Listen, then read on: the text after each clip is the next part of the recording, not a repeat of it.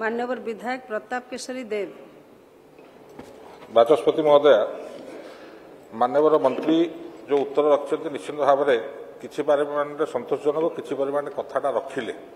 जब खोली कही भल होता गृह जाना दरकार। आम हूँ ओडिशा ओडिया तेणुक भात खिया लोक आम अतीत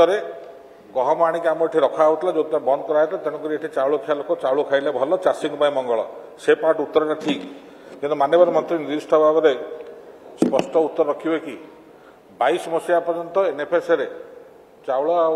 गहम मिसेक दिया होता 2 किलो गहम और 3 किलो चाउल दिहबार प्रावधान थिला। यह सत्य कि एफसीआई जो सरप्लस चाउल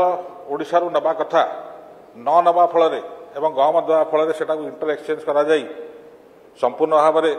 चाउल करागला एवं जोटा कि आमर ये उठाणटा अधिका हम एवं डिस्ट्रीब्यूशन सिस्टम रे चाउलटा अधिका परिमाण दि जाई परिबो एवं जो क्रियाटा एफसीआई करिथांता आम ठारू सेटा न करी ए बाबाटा एडजस्ट करा जिवो ए तथ्य सत्य कि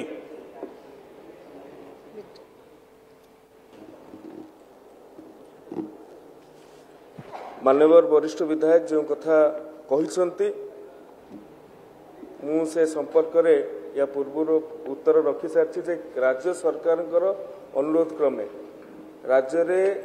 चाउल प्रति बा भात प्रति लोकंकर थिबा आग्रह को दृष्टि रखिकी राज्य सरकार बोध हुए से समय रे पत्र देथिबे केंद्र पाखु एवं जो एफसीआई रो कथा कहउचंती आपण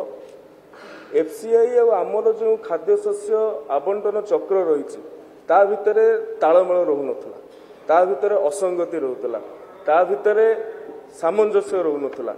ये गोटे कथा हे परे। द्वितीय कथा राज्य सरकार को आधार रे चिठीटा को लिखिचंती तालमेल आधार रहउनथवा आधार रे चिठी लिखिचंती बा अनुरोध करिसंती कि लोकंकर आग्रह को देखिकी अनुरोध करिसंती से कथा को मु एबे कहिबाटा मो पक्षे मो क्षमता परिसर बाहर तथापि मान्यवर विधायक जो कथा कहउछंती जे निश्चित भाव में गोटे कटु अभिज्ञता थी विगत दिन में मुझे एतिकी आश्वासन दूसरे आगामी दिन में एक प्रकार असंगति हेब ना।